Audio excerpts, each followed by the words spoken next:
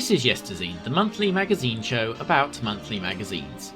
We take a magazine from the golden age, play the games they like most and least, and flip through to find out what gaming was like when the biggest event in gaming was the release of a new platform game involving an animal in a primary colour. But no, not that one, because we're about to litigate one of gaming's most infamous cases. It's November 1993. We have a Commodore 64, and the cover of Commodore Format 38 crosses the final frontier of game reviews, some games getting a 100% review. Needless to say, that's the gaming heaven, and we'll give it a proper going over to see if it's still worth playing, before the cover feature looks at whether this was a heartfelt endorsement of a game they loved, or if there were barely concealed shenanigans. And while this is very late 8-bit era, there are 3 other reviews, which means there's a gaming hell, and it too might be more interesting than first appears. So let's lose no time in getting into the customs line to enter Monsterland. No, not that one. So yes, Apex's Mayhem in Monsterland got a perfect score in this issue of Commodore Format, and a splash all over the cover. Twice in fact, because a free sticker sheet obscured one of them at retail. It's a big claim. It's the 3rd highest scoring game in the history of this show, and that's only because Ace marked out of 1,000 like the wacky funsters they were. What you realise, even at this point, is Mayhem wants to be Sonic the Hedgehog. Just look at that title screen. Look at that title screen next to the Master System version of Sonic, which is about 2 years old at this point. Mayhem is not a hedgehog though. He's apparently a triceratops. Pull the other one, mate, it's in the British Museum. I like the idea here of pulling the intro out into a separate tab, but it's content free and doesn't really explain the plot, which involves your mate, an apprentice magician by the name of Theo. Theosaurus. Oh wow. It involves Theo buggering up a spell and accidentally draining all the colour from 5 worlds. Your job is to find the magic dust to restore those lands to living colour, and I am trying so hard not to make the obvious C64 jokes this episode, and you have no idea how tempting that open goal is. Thankfully, I'm distracted by some fairly serious copyright liberation. Listen to the music from the game start screen.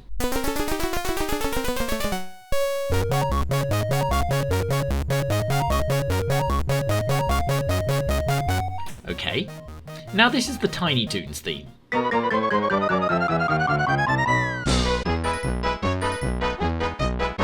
And a bit more from Mayhem.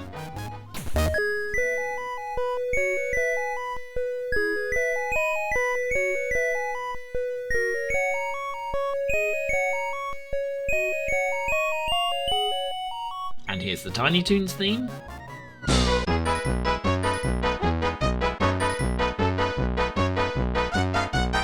If they were any closer, then you'd catch COVID from it. Jolly though. The first thing you discover from playing the game though is we're immediately back in the deadly realms of up to jump, and ain't no one got time for that. Still, I take the chance to have a little run out, and fair play to them, this has given the C64 one hell of a pep talk. Not only does a very detailed world move at a sparkling pace, but there's even room for little graphical flourishes like the animation when you dispatch an enemy by jumping on them. Something which requires a level of accuracy I suspect is going to end up annoying me. Not every enemy has magic, it's only the ones that have it hidden in their magic sack. Write your own punchline. And in level 1 here, we're going to need 10 of them. Even with trying to get this to work using up to jump on a joypad, it's impressive so far, with none of the weird set path issues 8-bit computer platformers tend to have. And I think it's time to be fair to it, by switching to a platform where I can do some remapping. So back on civilized emulation with a lovely button to do a jumping, and it's still not perfect. It's way too easy to fall off platforms, and the game's weird 3 lives 3 continues system is getting irritating. It's not how you expect continues to work either, they have the exact same restart points as lives. But even so, it's way too easy to burn through both kinds in this one. And there's already a pretty strict timer in play. So from now on, I've turned off lives using the trainer on my entirely legal copy.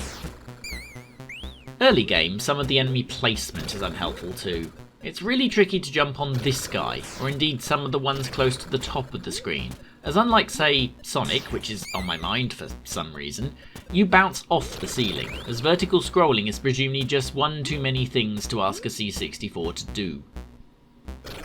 Once you've got the 10 magics, then you need to find the cave Theo is hiding in. I normally try to avoid spoiling things like this, but for level 1 this is important, and the manual entirely fails to make this clear. More than once, during the previous part of this level, I fell down this hole and died. But after you find the magic, this is actually the entrance to Theo's cave. The only indication of this is that the waterfall now animates. If you are me, you will forget that it ever didn't animate. Having hunted over the entire level, I only found out this is the right place because I fell down it again. And then the level is transformed as happiness is returned to the kingdom, along with a splash of lovely colour.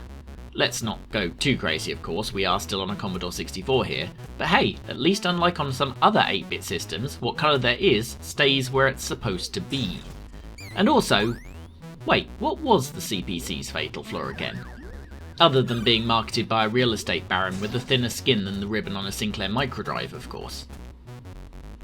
Anyway, this is where you might argue the real game begins, and because it's here that Mayhem remembers it's a Euro platformer and thus needs a quite absurd number of collectibles. In this case, we have very little time in order to speed around the level finding stars. There's over 150 of them just in this first level, but you only need 113. By this point, I'd also had more than enough of the background music, so let's put some alternate soundtracks on. The levels look nicer like this, granted. While the colours are still muted, they look like someone turned Fantasy Zone into a platformer, which is no bad thing at all. We're also gifted with a new move, a charge dash, which takes the phrase legally distinct and stretches it so far it's now big enough for the Earth to wear as a Saturn cosplay. I do realise at this point I absolutely need the infinite lives though. There's an inertia to this game I don't quite get on with, and one particular point in level 1 I proceed to fall off about 8 million times. It doesn't help that I'm convinced the collision detection isn't always quite on point either, and some of the stars leaps seem designed to cause you to fall into a black hole. It reminds me also that I know there were bugs in this game that prevent getting stars on all levels, and perhaps that's why you can leave a full 40 of them where they are and still finish this one. I could be split on this. It's quite interesting that you need to explore the level to finish it, especially when there's fewer of them than zones in a Sonic game. But this kind of collect-em-up platformer always seems to me like an excuse to design as little level as possible.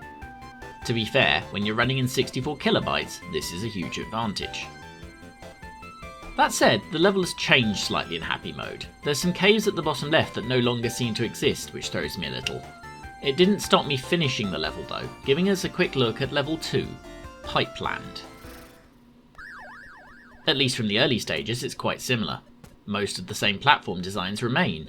It's game necessary, of course, but being rushed back to the black and grey aesthetic of the sad stage is a bit of a letdown after getting to play with colour too. It's the same effect as that Power Rangers game from a few months back, where every new level puts you back to being a generic teenager rather than a superhero. You just want the whole game to be based around the good bit. All this said though, I see why people like Mayhem. I like Mayhem. At its best, it's really nice even by today's standards, and Sonic comparisons notwithstanding, it's not far from being something I'd have happily welcomed on the Master System. I actually hope someone does somehow port it and remove some of the rough edges. It's a crime it never saw a release on anything outside this, but with one half of the team deciding to get out of the industry, this never saw a sequel or port, and Apex never made another game. It's absolutely a 9 out of 10 game on a C64. But I'm seeing too much to think that a 100% or even more common 10 out of 10 would be justifiable. Should you play it though? Of course you should. If you're a platform fan and haven't, it's a genuine 2D classic that if you're good, can stand with the greats, and there is nowhere you can play it except on Commodore 64. So okay, we do at least like Mayhem, but how did it get 100%? The easy answer is that Commodore Format were well aware their time was numbered in November 1993. They'd launched late for an 8-bit magazine, which is why they were only on issue 38. But by this point, even the Amiga had started a downhill slope, and it would have been while writing this very issue that they would have learned that their sister magazine, Your Sinclair, basically doing exactly the same job as them but for the Spectrum, was closing. In this month, the third member of the posse, Amstrad Action, put together an excellent magazine, including a massive roundup of budget re-releases and even some tie-ins, all of which failed to hide that they had exactly 0 new games to review. And their only preview is for game construction software, which is pretty much just begging.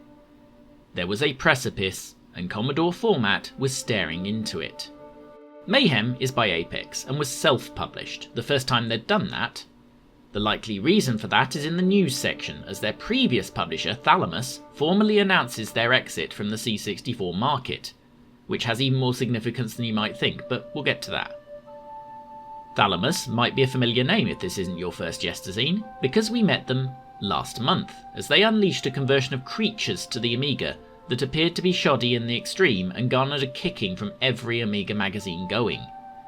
Since we were just looking at a demo desk, we did not play the C64 version, and I did not think that decision was going to come back to haunt me quite this quickly. Because 2 more facts become relevant. Creatures was also written by Apex, albeit 3 years earlier on C64, and they did not do the Amiga port. But also, while their own sister magazine Amiga Power had given Creatures just 20%, CF awarded it 91. Zap gave it 96, but again there's more to that tale. Why am I interested in this side of things at all? Well, it comes back to Thalamus. It's a name I've always thought it sounded French, but they're not. They're very British. Zap was published by a now slightly forgotten company called Newsfield, and they were also the people behind Spectrum magazine Crash. Their magazines are distinctive, almost exclusively using covers hand-drawn by Oliver Frey, and if all of this looks familiar, then that'll be because Fusion Retro Books now publishes new bi-monthly issues of Crash, Zap, Amtix, and an Amiga Zap variant in 2022. We recommend all 4, by the way. Thalamus, despite its distractionary name, was Newsfield. Literally. It was set up by Newsfield, the head of tech was Gary Liddon, a Zap writer, it shared an office with a Newsfield magazine. Their first title, Sanction, duly gained 93% in Zap and the graphics 98%. Direct magazine rival Commodore User gave it 7 out of 10. To be fair, it went the other way for the second game, Delta. A 9 out of 10 from CU and a perilously close to attracting litigation 74% from Zap. Third game, Quedex, got an above 9 out of 10 review from both. Creatures incidentally never saw a C64 review from Commodore User for comparison, as by then they'd long since become CU Amiga. So why are we banging on about a dispute between 2 magazines we're not covering about a publisher that didn't publish this game?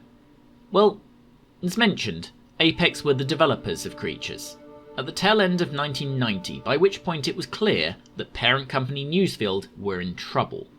Indeed, they would go fully out of business the next year, leaving their 2 popular magazines to Europress, where Crash closed, and Zap became Commodore Force. Thalamus was sold to new owners and trudged along for a while, going under before they could release the much previewed Amiga version of Creatures 2, just a couple of months after their C64 abandonment of this issue. All of which leaves Apex homeless. Their publisher was pulling out of the C64, and their friendly magazine was under new management. Apex weren't in the best financial shape either. Programmer and designer Andy Roberts very politely described what he called a discrepancy between the number of units of Creatures that were duplicated and the number that we actually received royalties for. Commodore Format was waiting with open arms. Mayhem's development was chronicled in CF, and boy was it chronicled. The first coverage of the game appears 13 months earlier in CF26, where the series starts with the unbiased premise Mayhem in Monsterland is going to be huge. There is then a development diary literally every month until our review in CF38. And then they put a demo on the cover tape twice, including our review month. The coverage in CF37 is telling, asking readers to wait for the rather special review next month, which can only have been written before they played the full thing.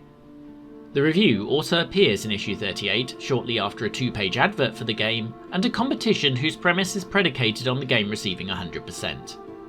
Also, not to put the boot in further, it's fairly unusual for a game's intro to personally thank a magazine. It seems that the review score had rather been decided beforehand as a stunt, and indeed our first clue is Claire breaking ranks in a second opinion, awarding a mere 96%. But it's what she says that's interesting and tells me there might have been some arguing about this one. The percentage mark shouldn't have anything to do with the marketing strategy of the company or how small the C64 market is. Weird thing to say out of the blue, Claire? 100% should simply mean that each and every one of our readers will feel they're getting the value for money if they spend their hard-earned dosh on the game. And I'm absolutely positive that a significant percentage of our readers would not get their tenner's worth of fun wandering around Monsterland. So essentially, a great platformer, especially given the immediate competition, but not a genre breaker, not era defining, and that's fine. But that's what gets you the 90s, not the 100s. It's worth mentioning we don't even need this to be a matter of opinion. Mayhem is definitively not perfect. There were, predictably perhaps, bugs in a game that seems had to hit a promotional deadline with the magazine. Commodore format tips section guru Warren Pilkington takes up the story. I'd made it to Pipeland with 10 lives, and was pleased that I had done so well. I then, whilst attempting to get one of the stars of the sad level, missed the jump and fell to some impending doom. I was expecting to go down to 9 lives, still plenty of course, to be able to get through as much of the level as I could. But no! It said 0 lives, and therefore had to be pretty careful or else it was game over. And this bug was repeatable. Whenever you fall from 10, 20, 30 lives, etc., the game removes the first digit, not the second, leaving you on 0.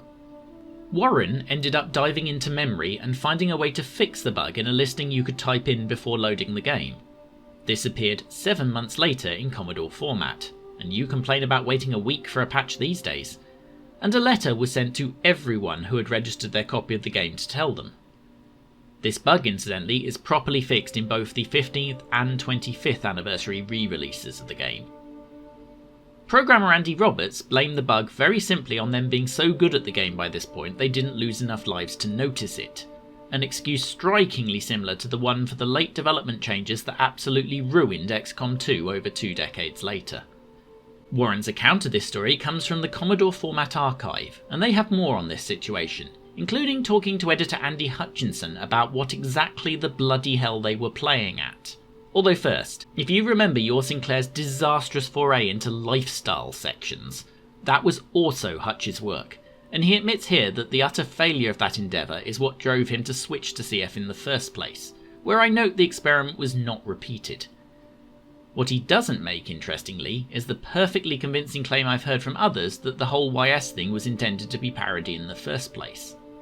He does, though, to his credit, address the Monsterland review head on. I remember us talking about the score for it. I can't remember exactly, but I don't think Simon and Claire agreed with me. And I don't blame them, because it's bat's arse, isn't it? I gave it 100%, not because it was perfect, but because it was the last great game on the last great 8-bit home computer. It was like its swan song. I wanted it to go out on a high, as I mentioned. I honestly thought I'd be the last editor. What better end can there be for this amazing computer than the last amazing game? That score is probably the thing I'm most proud of. It caused a bit of a sensation and brought attention to a dying 8-bit platform at the height of the console wars. I even vaguely remember Dominic Diamond doorstepping me at some awards thing and asking me about it. Yes, it was a very deliberate act. Yes, I stand by it. But if it had been any other game than Mayhem, if it had not been in the upper 90s range, that would be more ordinarily have been awarded to it, then I couldn't have done it. I thought, let's go out with a bang. It's known as doing a your mum in the business. He does, though, make another fine point. Commodore format, like YS in the lifestyle days, is still selling well.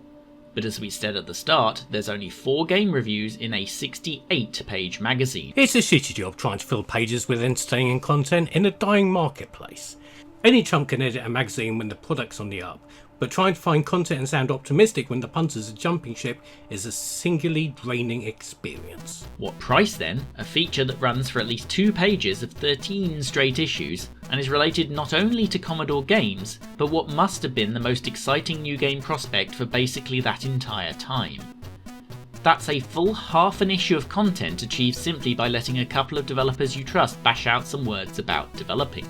Simon Forrester, despite not initially embracing Hutch's view, did eventually fall in line. In 2014 he explained why, also to CommodoreFormatArchive.com. Look, if you're going to spend your days summing up other people's work as a percentage scores, then the range has to be fair. If you decide nothing can ever score over 98%, then that's your top end. And you shouldn't put a percentage sign at the end because you're not scoring out of 100. You're scoring out of 98. And about Mayhem specifically, he has a similar view to Hutch. Mayhem was a bit of a sad moment. As well as being the best so far, we were certain that nothing was going to even come close to it afterwards either. And as Cocotti said in True Romance, that's as good as it's going to get, and it won't ever get that good again. Interestingly though, it seems to have been mostly the magazine's idea. Remember Andy Roberts, who told us about the trouble with Thalamus and the reason for the lives bug? Well, as well as being a designer and programmer on Mayhem, and involved with both Creatures games, he's also Commodore Format's longest serving writer. In this very issue he's in charge of the tips section that takes up a full fifth of the issue. So CF are literally reviewing a game by their colleague and mate. But if Andy's to be believed, it's nothing to do with him. We had mixed feelings about that.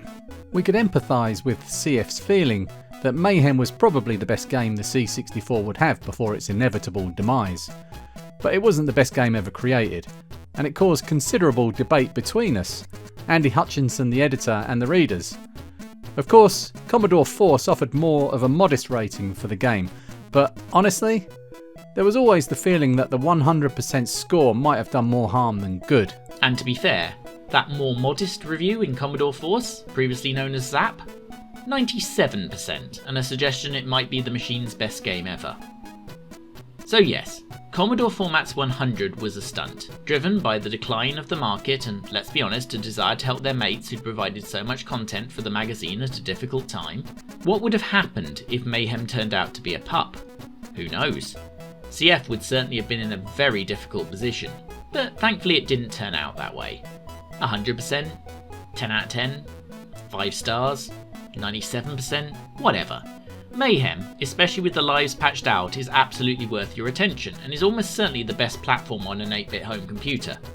Well, unless you waited until 2022 and had a rare and expensive memory expansion for your Commodore 64 anyway. Which just leaves the small matter of our gaming hell.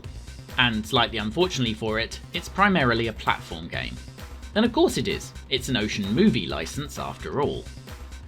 It's about this point I remember that my analytics tell me that at least one of you watching is a teenager, a group the Daily Mail will probably keep calling millennials until the end of the next millennium.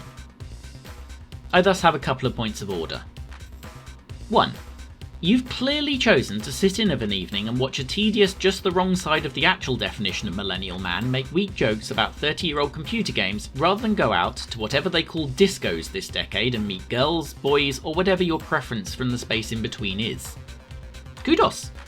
Avoiding that stuff is how I own an N64 with Pikachu trapped in it like he's in Frozen Carbonite. A reference that, despite being from a movie made 20 years before you were born, I am absolutely confident you get. 2. I'm going to have to explain something I didn't expect to. The gaming hell in this episode is Hook. It's a movie license based on the time they didn't lock Steven Spielberg in tight enough at night and he escaped and had ideas. The plot of Hook is that Peter Pan, the boy who never grew up, violated the Trades Descriptions Act, grew up and became a lawyer. But when that kind of thing happens, what does an old nemesis do? Well, he gets a bit bored, doesn't he? Hoping to put the spark back in the relationship, Hook kidnaps Peter Pan's kids, and he has to return to Holland and learn lessons about life and love and such. You know it's not broadly a serious film because of the Robin Williams rule. Beard, serious. Clean-shaved, comedy. There are actually 4 distinct games based on this movie thanks to the vagaries of licensing, but the one we got on C64, the only 8-bit computer to get any of them, is Ocean published but written by Painting by Numbers for this machine, as well as the Game Boy and the Nintendo Entertaino Sistemo. While I'm reading the instructions, I failed to notice Tinkerbell is apparently using her appearance on the title screen in order to basically show her ass to Captain Hook there. I feel we're intruding. But while we do this, we discover this is going to be standard platform collect 'em up. There's pickups to get Tink's help, some to get us to the next part of the level, and some to open up the exit out of the level itself. although hopefully her help is more useful than these screens which you can't read because she is prancing around in front of the text.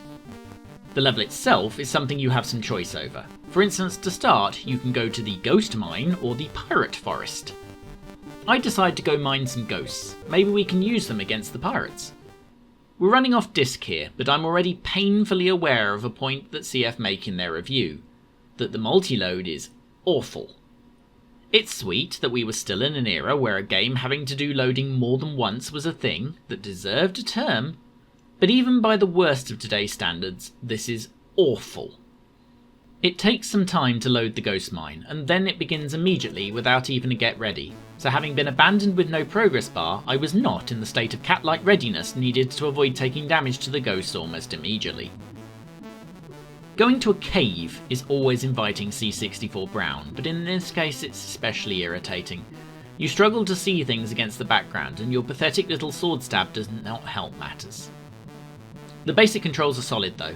It's a step up from the manic miners of this world at least, and I'm just getting the hang of it when my reduced health means a sucker punch kills me. And then it loads. And loads. And returns me to the map again. So since we're clearly going to have to load a level again, why don't we go see the pirates? A forest is already naturally a brown area, but at least there's a little contrast here, and we find Tink early, albeit without the requisite bribe of, apparently, thimbles to make her follow you and act as your literal wingman. Some of the other collectibles are a little harder to identify. For instance, I'm really hoping that's a chocolate rabbit. The fighting is a bit hilarious, but at least you can be sneaky and get behind them for a stabbing. It's not obvious what will kill you either. I decide this nice older gentleman might be a platform and the game kills me instantly from full health. Then loading.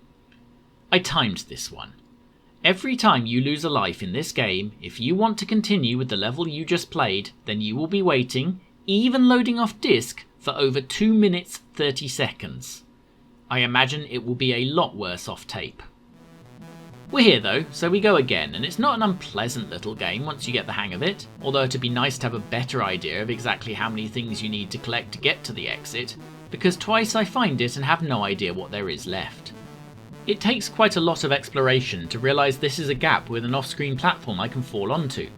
In doing so, I clip the old man and we're back to the load cycle of hell. I'm done with the C64 version at this point.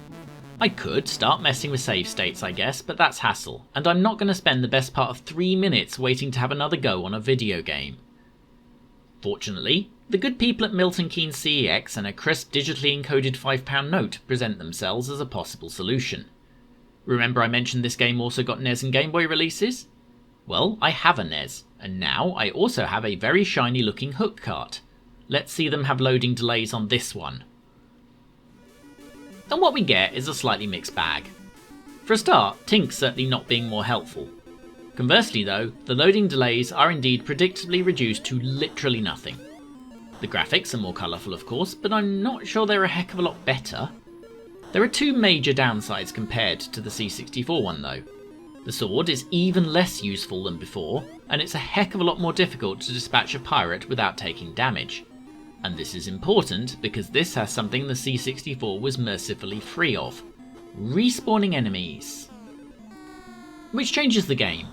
You try not to kill anyone and it becomes a game of avoidance, which is fine because the controls are perfectly serviceable, if again maybe not quite as sharp as the C64 version.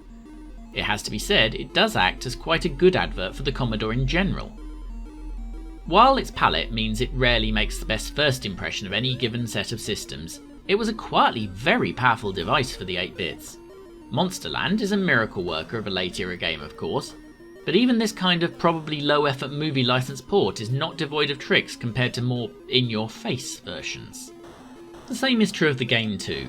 Commodore format did criticise a lack of variety, and yes, when I open up and visit the lagoon level after the pirate forest, quite a lot of it is awfully familiar. I am though enjoying myself, and my plan to do a quick comparison capture of the NES version turns into a full tilt play session. A proper visit to the ghost mine reveals dragons, a lost boy blocking the way until he gets cake, and a level that feels very open even if when you work out what you did, all these are pretty linear.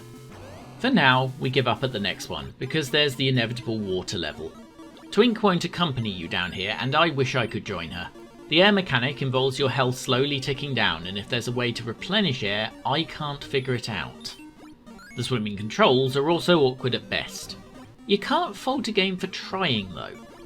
If you're asking me which I want to see the rest of, then yes, it's probably Mayhem, but I certainly don't regret the $5 for this. That said, if you can close together some sort of C64 solution that doesn't involve you constantly sitting around for 3 minutes while it thinks about what you've done, then that version is probably a better idea. And I can't help but take into account that at the time at least, the NES one was the best part of 10 times more expensive than the 1993 Hit Squad re-release. Still, do give at least one version of this a play. Maybe it'll hook you. Look around you. Look around you. Really, look around you. Do you see it yet? Yes, it's the Den of Wonder, today on our back page, an informative YouTube channel with a bias towards hardware, often Amiga. It's high time someone brought proper science to this stuff, including how computer data properly, definitively, totally actually works. Data is the digital oxygen flowing through the virtual bloodstream inside the electronic veins of our computers. And that virtual blood can be smeared across a screen or squeezed through a speaker so that we can hear and see it, which is kind of like digital breath. And if you remember a few months ago when we told the story of how one of the many mistakes Sinclair made with the QL was using their own microdrive rather than disks like a normal company, then you'll want to catch Den's experiments with the device to discover whether it really revolutionised home computing. It didn't. And yes, that microdrive joke earlier was also his fault. And of course, because these things always come in sequence, after waiting 41 episodes for someone to do their own version of the classic anti-piracy ads, we get 2 in 2 months, as Den arrives with the full uncut version that proves it was never supposed to be an anti-piracy ad at all. Will we go 3 for 3? If I can find another one, then we certainly will. Find out if I succeed by prodding whatever under this video looks like it'll tell YouTube you want more of it, and join us last Sunday in July for another exciting instalment. Bonsoir, mein Freund.